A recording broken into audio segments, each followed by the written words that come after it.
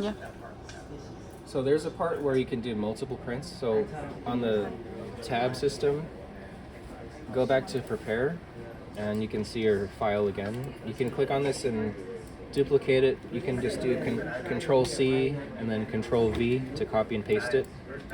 And you can always arrange it manually. I'm going to copy and paste it a couple of times. Maybe I want 4 shoes. So on the bed, I can arrange it manually, or you can select all of them. To select all of them, do Control A or like Shift Select.